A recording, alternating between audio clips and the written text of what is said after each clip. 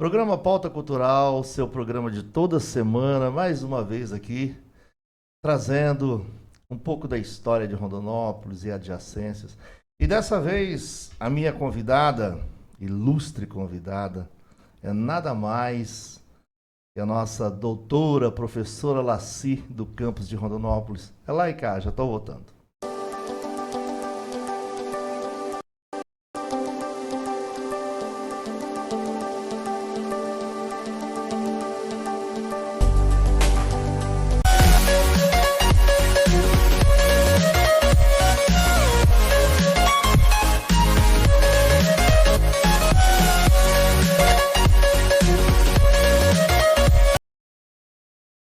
Opa, olha nós aqui, hein?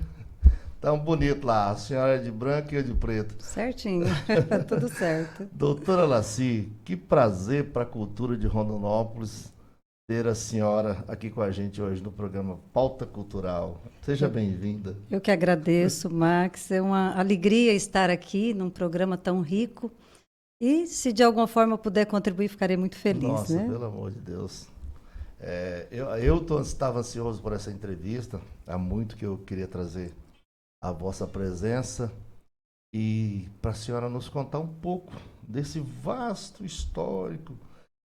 Professora, doutora, escritora, mãe de família, Avó avó da Alice, é Alice, né? Luísa, Luísa, Luísa e do pé, Felipe, é, isso mesmo. e que já está herdando todo o talento da família, né? Com certeza vai ser uma menina muito feliz e um menino também, se Deus Já tem quiser. dois já? Dois, são dois. Olha, que Agora eu só maravilha. sou avó, né? Que maravilha. Dizem que é um exercício pleno e bom, né? Maravilhoso, muito Como que é bom ser avó? mesmo. Como que é? Ai, pensa em algo bom, multiplica por 1000. E aí é um Olha pouco só. isso. Muitas vezes melhor que ser mãe, né? E assim, é uma alegria a gente poder partilhar também com os netos um pouco do aprendizado do longo da vida, né? Imagino. Então, Hoje a senhora já está fora do campus, né? então, eu me aposentei em 2014 das aulas da universidade, mas continuo produzindo, mas agora mais na Diocese de Rondonópolis-Guiratinga. Né? É Diocese de Guiratinga. Rondonópolis-Guiratinga. Rondonópolis-Guiratinga. Isso. Sempre tem eu faço uma confusão. Eu achava que Rondonópolis cuidava de tudo. Um dia a senhora me explicou que não.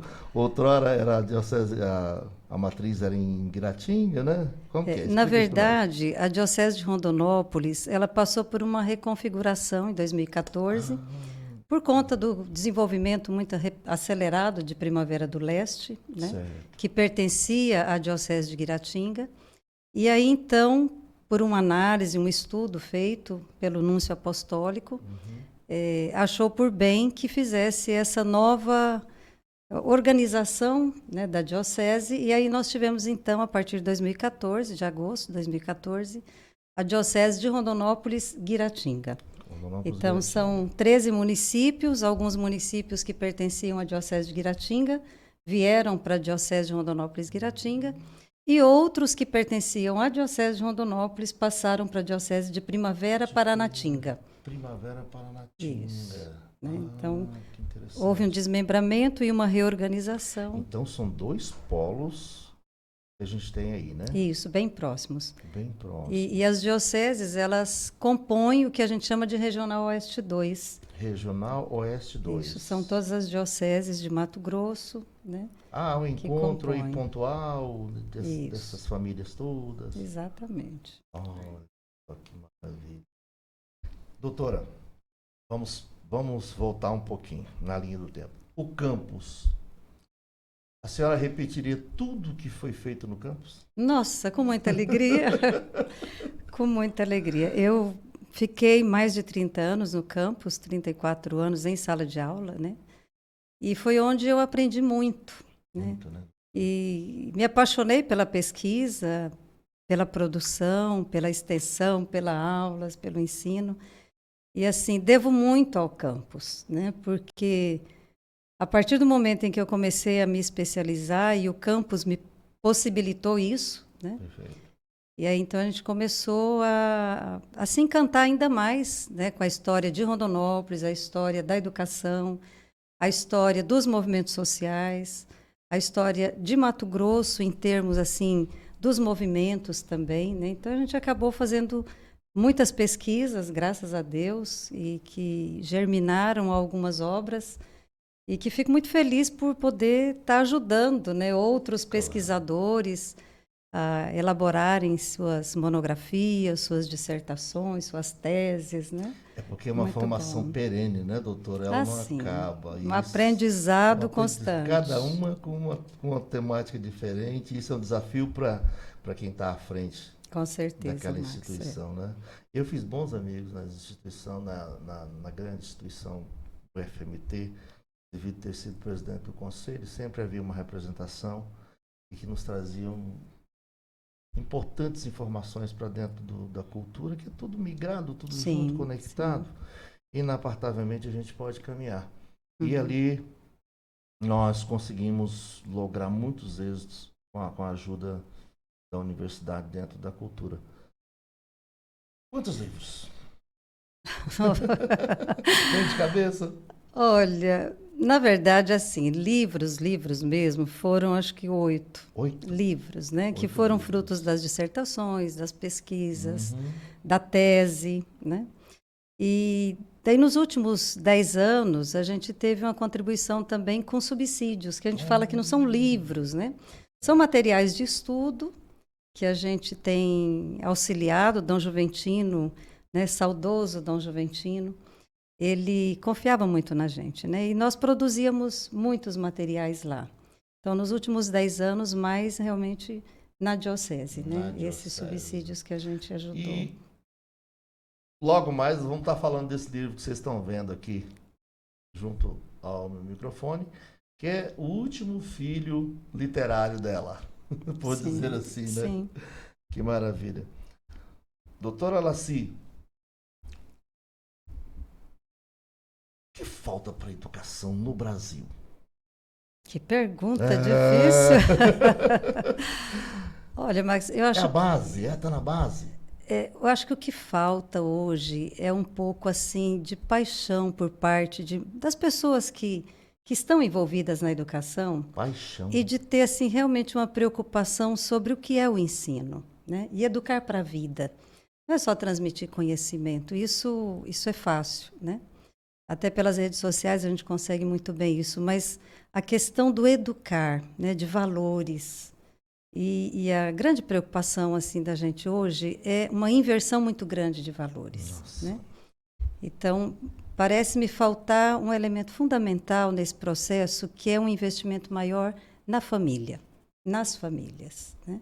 Porque quando a gente tem famílias bem constituídas, nós conseguimos ter filhos que são educados antes de ir para a escola, né? Então, assim, hoje eu vejo que o grande desafio é exatamente muita informação e pouquíssima formação.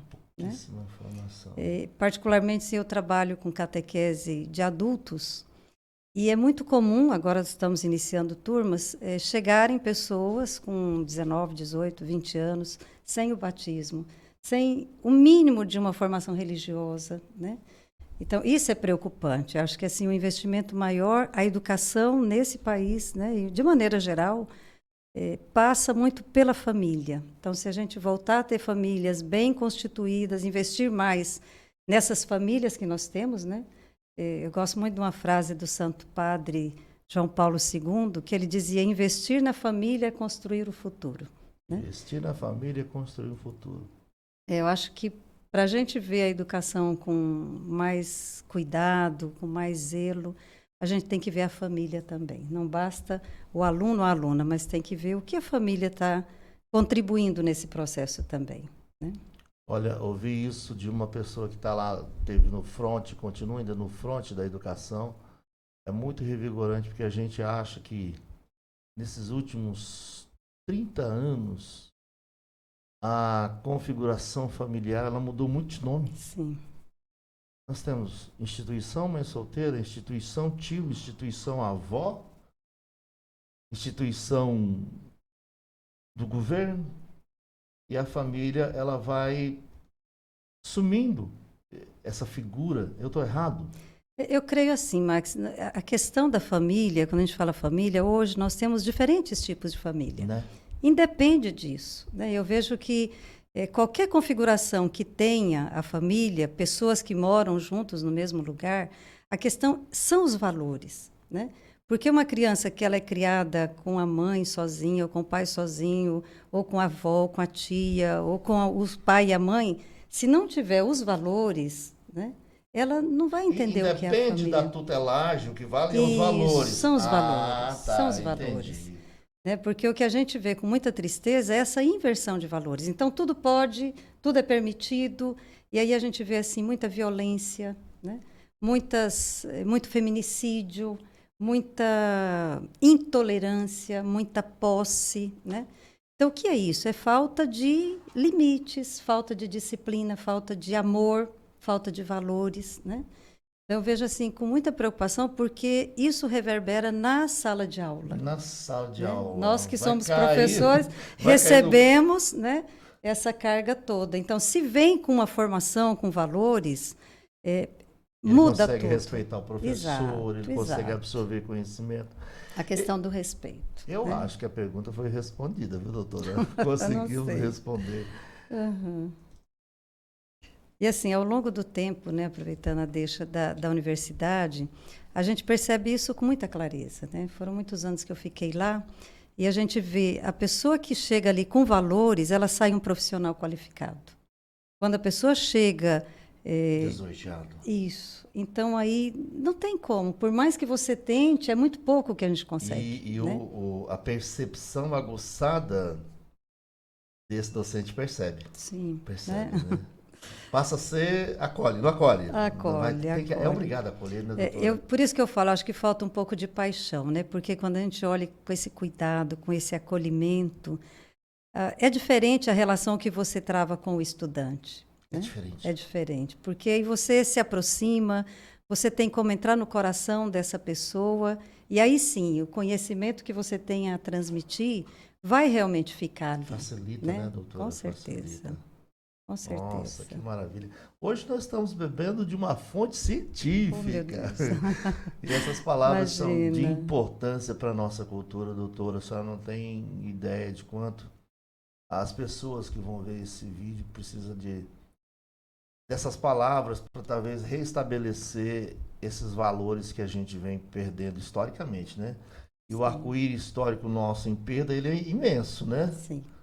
Ele é imenso. E a responsabilidade é nossa, né? Eu penso assim, a gente não pode também achar que, não está bom, então não vale a pena. Não, eu acho que aí é que deve revigorar o nosso desejo de lutar para que a educação cada dia alcance melhores resultados, para que as famílias sejam melhor constituídas, né? Então, é uma luta nossa. E até tem um canto na nossa igreja que eu gosto muito, diz assim, poucos os operários, né? Poucos operários. Poucos trabalhadores, e a fome do povo aumenta cada dia mais. Dia mais. Então, eu vejo que a nossa responsabilidade nesse processo é muito grande, por isso que eu não paro, eu não tenho como parar. Não tem, né? Né? A gente não E consegue. com essa paixão toda, Né? quero Não ver, consegue, né? não tem consegue. jeito. O trabalho está ali e daí você percebe que não estão indo. Então vamos, né? Vamos Exato. e vamos levar outros também. Exatamente. E graças a Deus, Max, eu vejo assim, a gente às vezes vê muitas coisas ruins, mas tem tanta coisa linda acontecendo, Tem né? muita coisa bonita, né, Tanto, doutora? tanto exemplo, né, de família, de professores, de pessoas que lutam por uma sociedade mais fraterna, mais justa. Então, eu penso que a gente tem que olhar sempre esse horizonte bonito também, né? Não ficar nas lamúrias, mas ir para a ação, né? Para a gente estar produzindo cada vez melhores frutos, né, para essa sociedade. Essa é a minha amiga doutora Laci, a quem eu tenho intimidade de beber café na cozinha dela. E é uma honra para nós. Né? Doutora, o que eu sinto no nosso país é a falta da política de Estado. Entra governo, coloca a sua metodologia, tudo aquilo, e nós não temos uma política perene. Parece que cada governo que entra e assusta a instituição.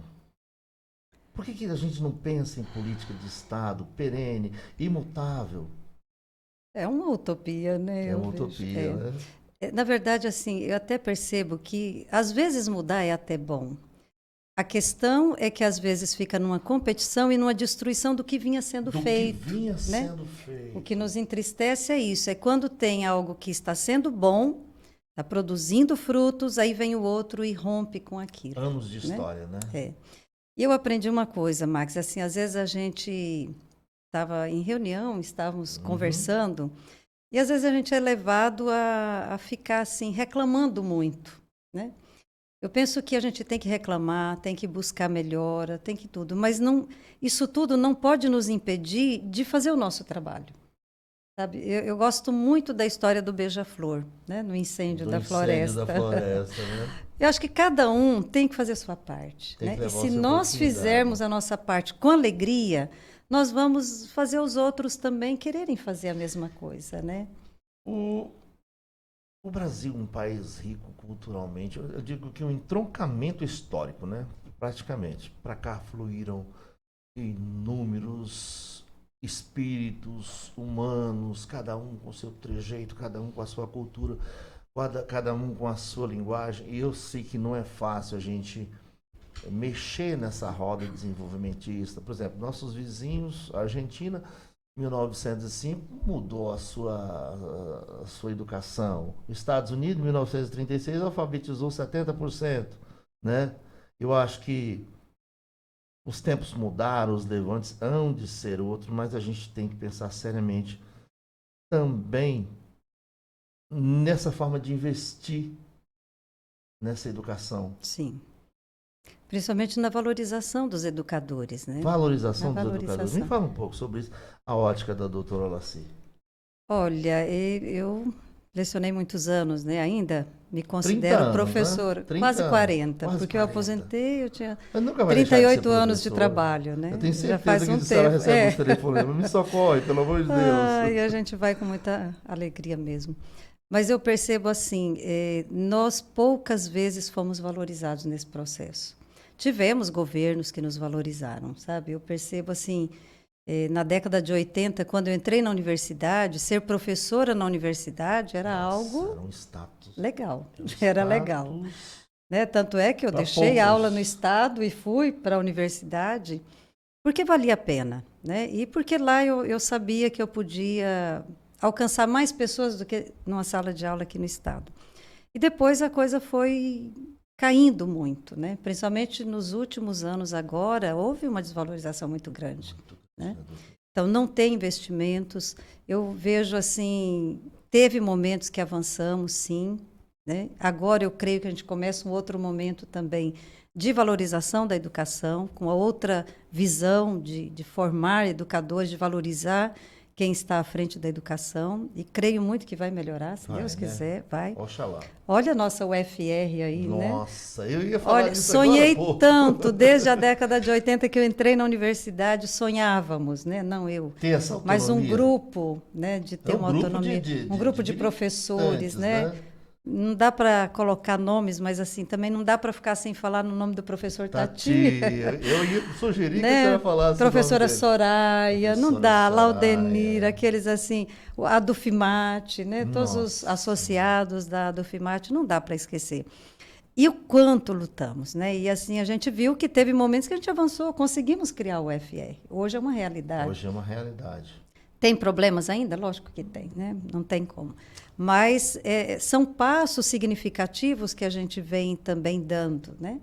Então, eu creio que depende muito também de cada um de nós. Eu não abro mão disso. Eu acho que nós é que temos que também estar buscando e ter governos que nos ajudem nesse processo, né? Que valorizem, que criem políticas de valorização, de incentivo, que possibilite, por exemplo, a pesquisa, né? Eu, se não tivesse tido oportunidade, eu não teria produzido as obras que eu produzi. Muitos Né? governos chegam e cortam o recurso da pesquisa, que é Exato, importantíssimo. né? Agora mesmo, nos últimos anos, a pesquisa parou Ficou praticamente, parada, né? Ficou parada. Então agora é a gente lutar para voltar a ter a pesquisa, ter um know-how à altura. O Brasil tem uma potencialidade imensa, né? Todos nós. Muito. Eu creio que será possível, né? Se Deus quiser, agora vai. Eu acho que a gente dá para trabalhar muito com aportes cruzados. A Petrobras tem uma grande força para estar apoiando as pesquisas, a Eletrobras, todas essas firmas tão grandes que nós temos aí,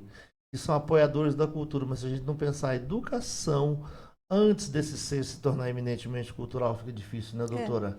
formar para que eles possam buscar esses espaços. Espaços nós temos, né? Mas muitas vezes não temos pessoas que conseguem elaborar um projeto para conseguir também, né? Então, assim, é ir atrás dessas parcerias. Eu acho que século Parcerias. XXI, É o século né? da parceria, Da né? parceria. Esse século a gente tem que, sozinho, fica complicado, né? Mas temos as parcerias e temos que buscar e acreditar e não desistir, não desanimar, né?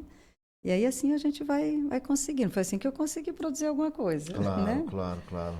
E Uhum. esse livro, ele é um livro de pesquisa, né? Ele é um livro de pesquisa. Não vamos entrar nele ainda, não, só porque Não, nós estamos só falando é. da pesquisa. Eu gostei muito de folheá-lo, de ler, de absorver tudo isso aí. Depois, mais tarde, nós vamos falar, porque essa é a nossa surpresa. É, então, o campus, a senhora repetiria tudo de novo. Ah, com certeza. E foi uma experiência assim muito gratificante. Tenho excelentes amigos, né, amigas, construídos assim nas diferentes áreas ali, né, em Certo. todos os aspectos. Uhum. E sala de aula, para mim, assim, sempre foi uma realização muito grande. É um horizonte aberto. Nossa, sabe, eu acabo assim, eu acho que eu nasci para ser mãe e avó. Então, na sala de aula, eu conseguia um pouco também, eu acho que passar isso, né? Eu falava agora mesmo da dificuldade de valores. Eu tentei ao longo desses anos todos, né? Para além dos conhecimentos da história, da historiografia, da produção historiográfica, mas a questão do ser humano, né? Dos valores, da potencialidade de cada um, porque é assim que a gente vai ter pessoas à frente desse país com mais responsabilidade, com mais compromisso, né? Não fugir ao compromisso de fazer sua parte nesse processo de construção.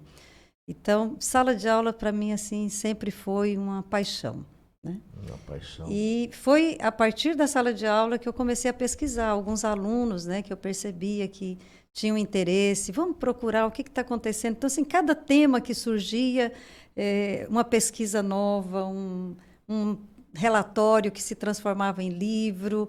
E assim a gente foi produzindo as coisas, né? Mas E aprendendo e a muito, né? produção ela é apaixonante, né, doutora? A gente se transforma num workaholic, aquele que deixa até o filho de lado para poder cuidar da pesquisa, né? É. Eu sei que muitas vezes a senhora se debruçou em cima de muitas pesquisas, a gente esquece até da gente mesmo, né? A Eu pesquisa acabei é assim, fascinante. os temas foi interessante, porque a cada necessidade que surgia, a gente já elaborava aquele roteiro de pesquisa e achava parceiros para alunos, né, que Uhum. colaboraram também. E aí, dentre esses temas, um que assim realmente me encanta até hoje, e eu quero ainda pesquisar muito a respeito, é a história de Rondonópolis, né?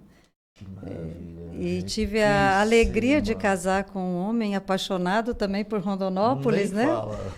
Que com a música dele, talvez isso também tenha me sensibilizado mais ainda. E daí nós dois juntos, né? E aí ele na fotografia também, lá pelos anos de É um 80, exímio fotógrafo, 90. né?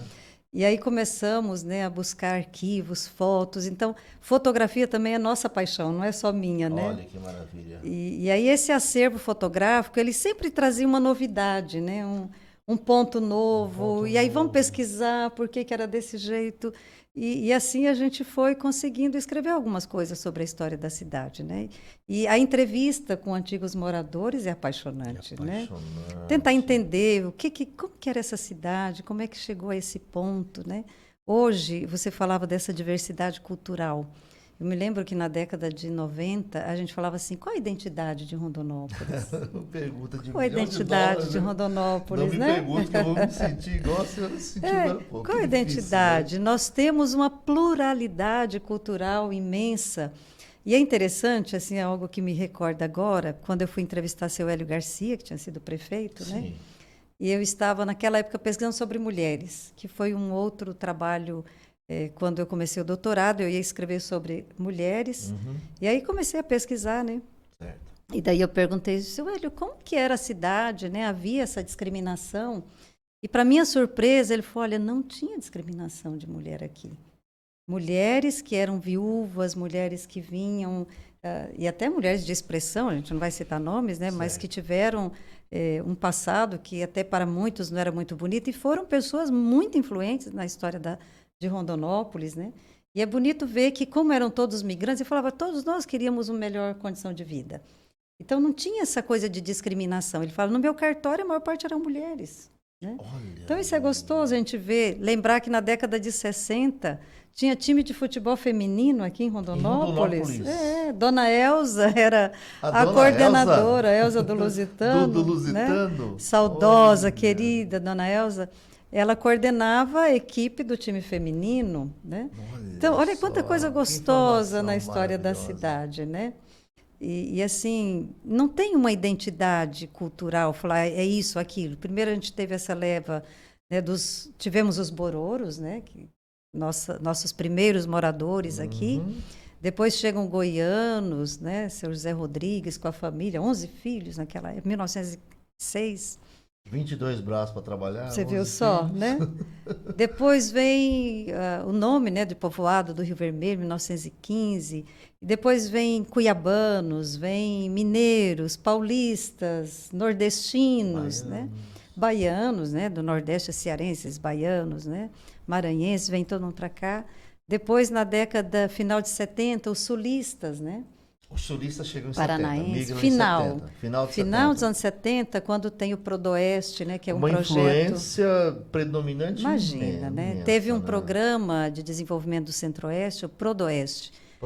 Até o primeiro livro lançado aqui em Rondonópolis, da Carmelita Cury, se chama Do Bororo ao Prodoeste. Foi do início da história da cidade até 70, né? Até Dom Osório, que era o bispo, estava recém-chegando aqui, ajudou também.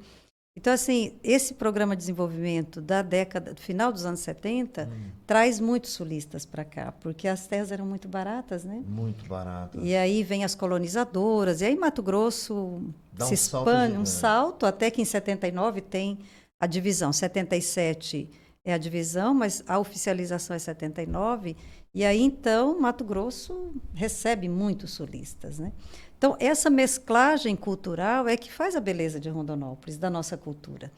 Então, hoje, fala assim, qual a alimentação, qual a comida típica? Toda a comida é típica aqui, porque é tudo junto, né?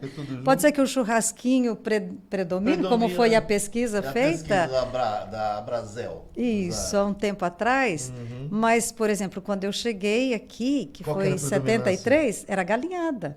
Os mineiros estavam assim, eu sou mineira, né? Então, os mineiros estavam assim, a galinhada era muito utilizada e tudo, né? Mas aí é por etapas, né? São etapas da história. E é essa riqueza, esse caldeirão cultural que eu acho que faz de Rondonópolis essa cidade tão querida, tão boa, né? A busca por essa identidade singular, ela é boa? Ou é o tempo que vai construir isso? Max, eu acho assim, hoje a gente vive uma diversidade cultural tão ampla, eu acho que não tem como afunilar isso e dizer isso aqui... Redundar uma coisa só, né? Reduzir isso a dizer, né? Isso, né? Eu acho que seria desrespeitar a riqueza cultural de tantas pessoas, né? Histórica também, né? Também. Então, eu vejo assim, quanto mais diverso, mais rico, né? Então, hoje a gente tem alguns eventos que são típicos, né? Que estão se... Feira gastronômica... das nações. Várias coisas que começam a acontecer, que são eventos importantes, mas que compõem um conjunto. Não tem como dizer isso aqui, eu pelo menos não vejo, né? É o específico da cultura local. Então, a senhora... Tudo isso que a senhora está dizendo, que a gente é um mosaico cultural. Isso. Não dá para... E é lindo, né? Para que querer mudar isso? Lindíssimo. Quando eu ainda era conselheiro, a briga era assim, não temos nenhum pássaro que nos represente. Mas hoje, ouvindo assim da boca de uma historiadora, de uma professora, a gente cria outras ideias de ressignificação, de significação. No seu livro, você assina Laci Alves Maria Araújo, é isso? Filha de quem? Oh, Quem são os progenitores dessa obra pois é, cultural? meus pais, Inácio e dos Anjos. Mamãe chamava Inácio Josefa, mas tinha o apelido de dos dos Anjos. Anjos. Mineiros assim de coração, mas nordestinos, do Rio Grande do Norte mesmo. Rio Grande do E aí Norte. nós viemos para Rondonópolis em 73, né? Papai queria muito ter um pedaço de terra, né? Olha aqui. Conseguiu. Conseguiu um Opa. pedacinho de terra ali na Pronto. região do Piqui, mas depois nós fomos assim assolados por uma onda que teve aqui de papai dizia assim, o grande tombo, né? Porque a produção aqui na década de 70 era arroz. O arroz era o Eu carro-chefe, quero né? chefe. Rondonópolis era conhecida como a Princesa do Leste, ou Princesinha do Leste, pela alta produção de arroz. Papai, como tantos outros pequenos produtores, também se dedicou a plantar muito arroz. E aí vendemos, papai vendeu para uma pessoa e a pessoa nunca pagou. Os calotes eram muito comuns, né? Enorme. E aí, mas continuou como sitiante, né? Mas papai e mamãe muito sábios, assim, devo muito a eles. E amavam também aqui Rondonópolis, mas já estão com Deus, né? Já estão com Deus, são nordestinos que a luta pelo pedaço de terra os trouxe até aqui. Na verdade, a gente ia para Tangará da Serra. Tangará da A Serra. grande propaganda era Tangará, mas chegou aqui, era Natal, Candinho tinha arrumado a praça, estava tudo lindo, e aí a mãe falou, não, é aqui que nós Aquela vamos praça ficar. iluminada, tinha até um Nossa, chafariz, né? quase, acho que estava Estava recém-inaugurada, recém-inaugurada. né? É aqui mesmo o nosso É lugarzinho. aqui, ficamos e somos muito felizes aqui, Quantos graças a filhos Deus. dessa prole? Papai e mamãe tiveram 8. Oito. Somos 7 hoje, mas éramos 8, né? E tem 3 aqui, além de mim. Uhum. Outros estão em Cuiabá e Minas. Ah, olha que Estão maravilha. espalhados. Maravilha. Alves, a mãe. Eu quero saber um pouco dessa mãe. Da mamãe? Não, Ah, a senhora a mãe como do livro? A mãe. A mãe. Ai, minha paixão. Eu não sei se eu sou boa mãe, mas eu amo ser mãe. Mãe dos meus filhos, mãe de todo mundo que eu puder ser mãe. Temos 3 filhos, né? E temos mais 2, que também são nossos filhos. Claro. Então, são 5, São na 5 ao verdade, todo, né? né? Netos também, né? Já temos os netos. E assim, eu sempre falo, eu queria ser freira quando eu era jovem. Olha. Olímpia não deixou eu ser freira. Eu queria até ser O freira. Olímpio lá laçou. Mas são os caminhos de Ser Deus, freira né? do meu coração. Cuidado do meu coração. E aí, então, assim, eu penso que Deus me mostrou outro caminho. E Ele não me deu uma família, Ele me deu uma equipe, é mais do que uma família. Né? Eu presenciei isso. E em casa, graças a Deus, a gente tem assim uma vida religiosa bem ativa, né? Nossos filhos, nós, Olímpio toca na missa, né? Canta, nossos filhos também, as 2 meninas e o Cristo, Aliás, o Diego também. Cantando, né? Então, né? Todos assim estão bem envolvidos, graças a Deus. E hoje eu percebo que talvez se eu não tivesse casado, eu não faria nem um milésimo do que eu consigo fazer com essa equipe que Deus me deu. Né? Então, em casa, assim, quando alguém está precisando, a gente sabe que pode contar com todo mundo. Pode contar, é um esteio, né, doutora? Eu vejo que, eu até escrevi algumas coisas a respeito disso. As famílias, elas têm que ser mais do que uma família, tem que ser uma equipe.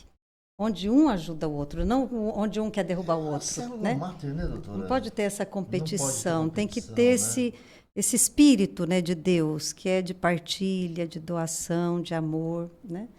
Talvez isso esteja faltando um pouquinho. A minha convidada é uma pessoa multifacética, claro, né? Nós vamos agora falar da doutora Laci e a sua relação com a fé, eu vou dizer assim. Mais abrangente, né? Sua relação com a religião, com a fé.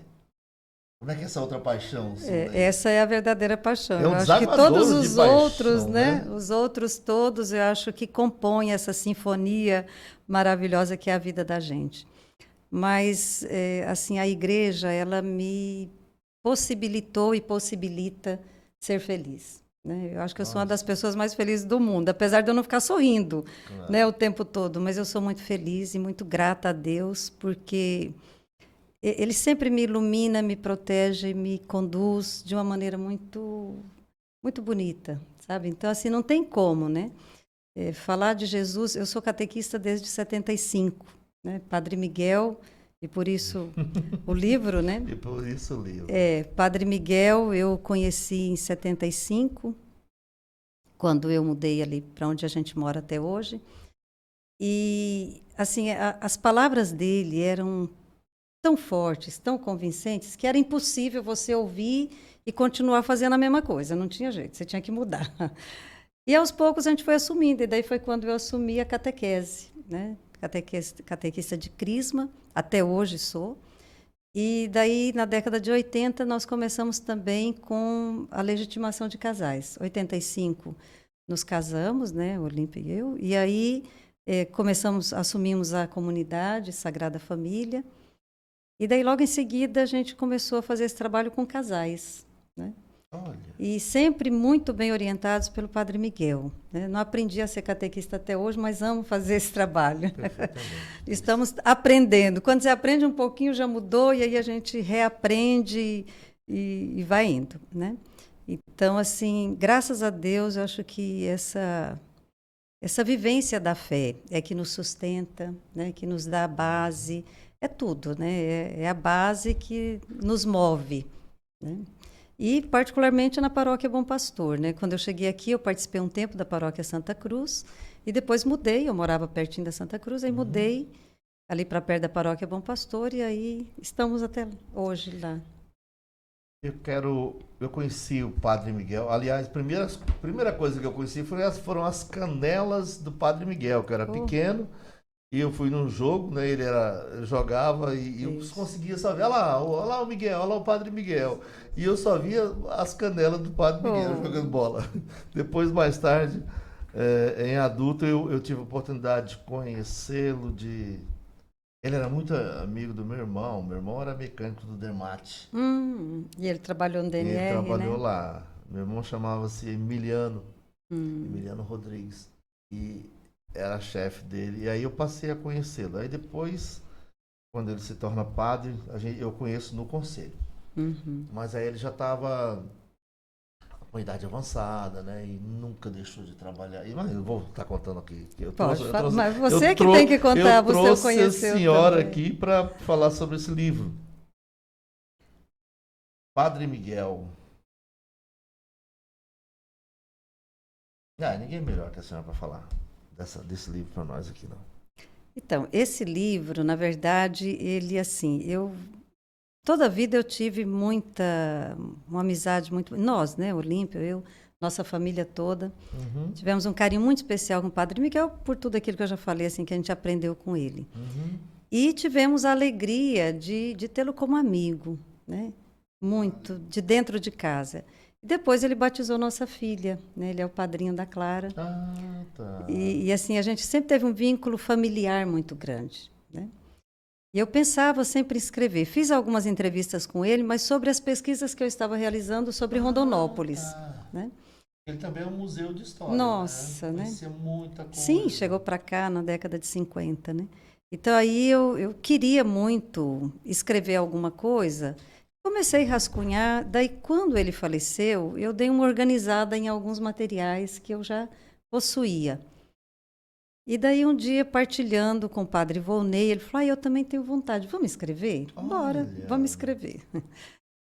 E aí eu falei, olha, então o senhor fica responsável de ver algumas entrevistas com padres que conheceram, eu vou ver com outras pessoas, e a gente vai compondo, né?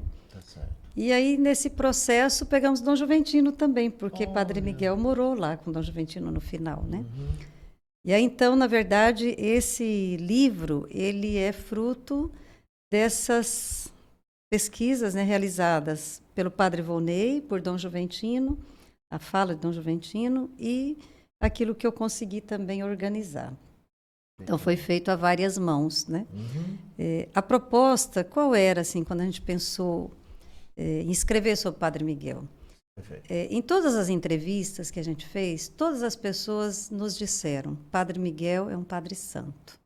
né? Você vai observar que em todos os momentos, sim, eu vi. nós que convivemos com ele também temos essa convicção, né? Ele viveu a santidade. Por isso o título, né? Padre Miguel Ângelo Rodas Ortiz, Marcas de uma Vida de Santidade. E aí a gente começou a pensar na possibilidade de escrever esse material para, primeiro, servir de exemplo para outras pessoas, ver que a santidade é algo possível, não é inatingível, está aqui agora, né? E particularmente assim, na minha formação religiosa, eu aprendi muito com a vida dos santos, né? Sou assim encantada com a vida de São Francisco. Tanto é que nossa filha se chama Clara, Clara de Francisco. Não veio o Francisco primeiro, mas veio a Clara. Veio a Clara. E assim, como que nos ajuda a ter exemplos de vida, né? Então, ao pensar esse material, a gente pensou nessa perspectiva. Vamos tentar registrar essa vida, né? Registrar essa caminhada de fé e de santidade que está tão próxima de nós. Como é que o Padre Miguel chega em Rondonópolis? Ele é oriundo daqui? De onde que ele é? Então, o Padre Miguel nasceu em Assunção, é paraguaio. Paraguaio.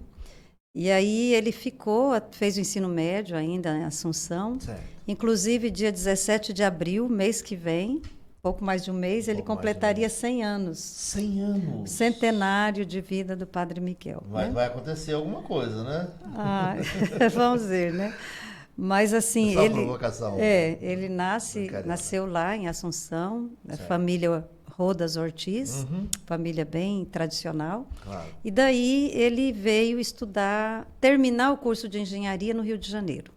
Ele terminou a engenharia, por volta de 51 ele termina o curso. E aí ele soube, né, isso numa entrevista que ele me concedeu, ele soube que aqui em Mato Grosso estava precisando de engenheiros para as estradas que estavam abrindo. Em 1944, nós tivemos a Lei Joper. É uma lei de abertura de estradas. Certo. Era o projeto rodoviário nacional que recebeu essa lei, porque foi criado pela Lei Joper. Que a DNR é encabeçatária disso. Isso, né?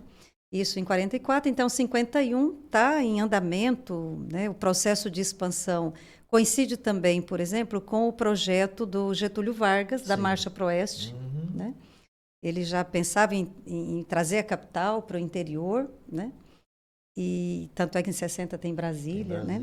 Então tinha que construir estradas. Então tinha muito trabalho, ele soube disso e veio para Mato Grosso. Então ele veio para Cuiabá, daí ele foi até Campo Grande, ele até narra, né? Não tinha estrada, não tinha nada.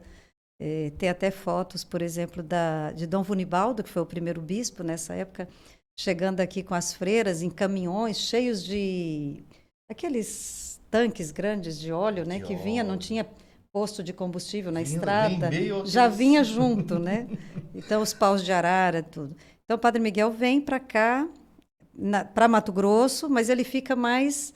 Ele foi até Campo Grande, mas depois volta para Cuiabá, vai até Vila Bela, Cáceres, que estava organizando projetos rodoviários, até que em 54 ele veio para São Lourenço de Fátima, para a construção, para a construção daquela ponte de concreto, né?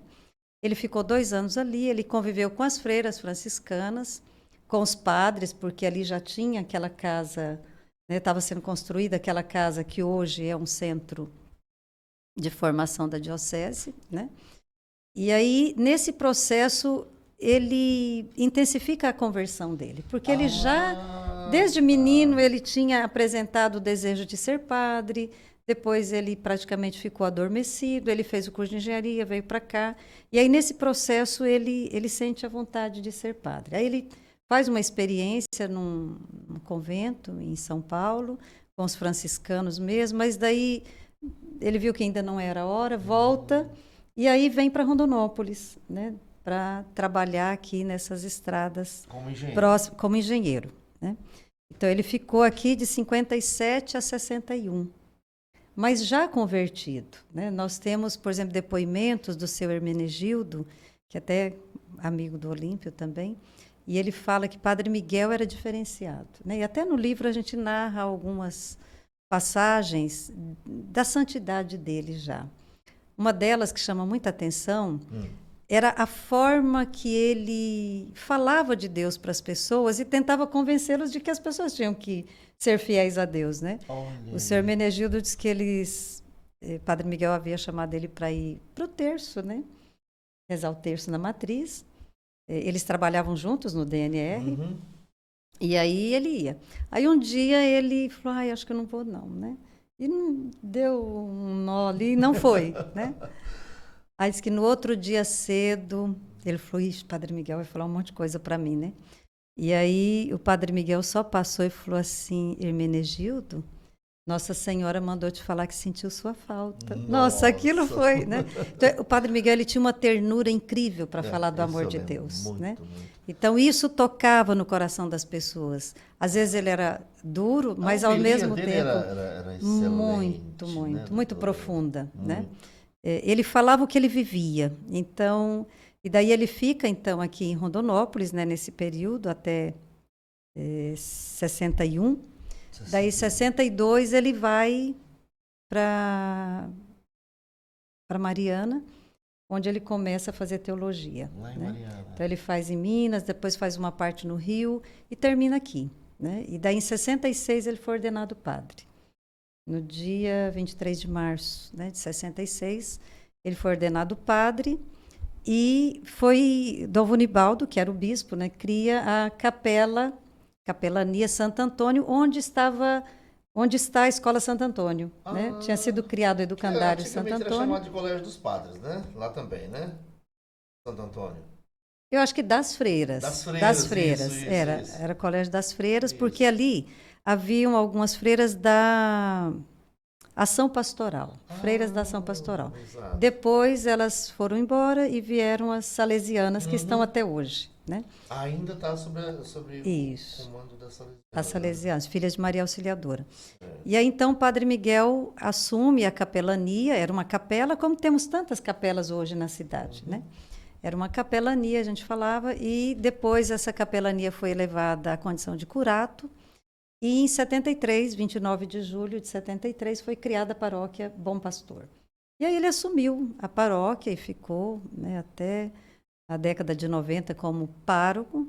Depois ele foi para Campo Grande como formador, 94, formador de padres, né?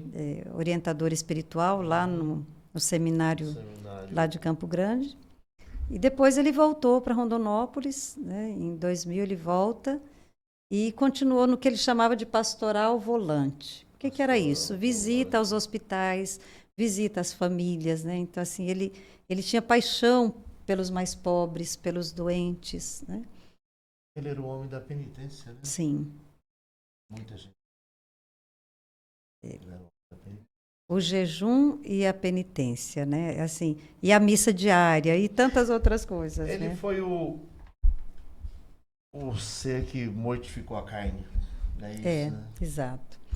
E como a gente assim aprendeu com esse jeito de ser? Estamos tentando aprender, né? Como é difícil entender a pessoa quando ela realmente se dedica a Deus totalmente, igual foi a vida dele, né? Tem uns depoimentos que são interessantes. A pessoa falava assim, olha, não adiantava dar presente ao Padre Miguel. Não adiantava, né? Você dá uma roupa para ele, a hora que você vira as costas, o primeiro que chega pobre, ele já passa, né? Então, assim, ele tinha um desapego muito grande. Ele só tinha 3 parelhas de roupa, né? Ele dormia numa cama que não tinha colchão. O travesseiro dele era uma Bíblia. Então, assim, uma pessoa que tinha uma outra perspectiva de vida, né? De santidade mesmo. Então, por isso que é inegável, né? A gente olhar a vida dele, tudo que ele fez, a doação, o estudo, ele é estudioso ao extremo. Os livros dele, eu queria ter todos para mim, mas não pode, né?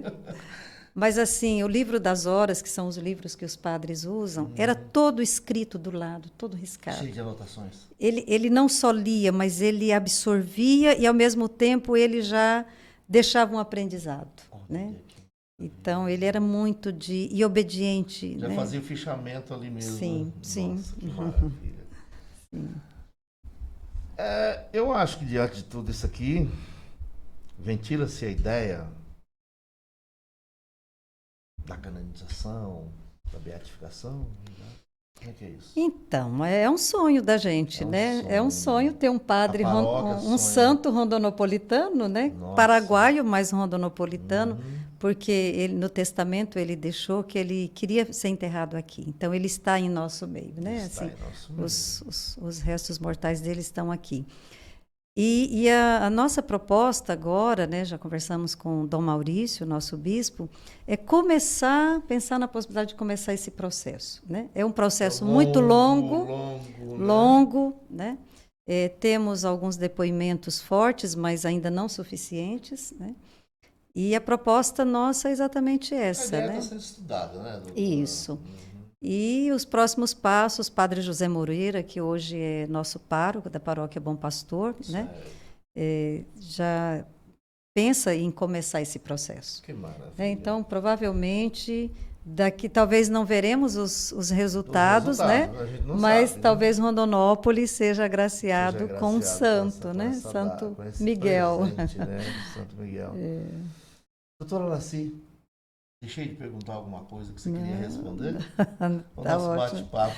Nossa, É claro que se maravilhoso. deixasse, a gente falaria 3 sim. dias, né? E se for falar sobre a história da cidade, Nossa, então nós vamos ficar bem então, mais, né? falar com uma historiadora, o que ele mais gosta é de falar sobre história. História.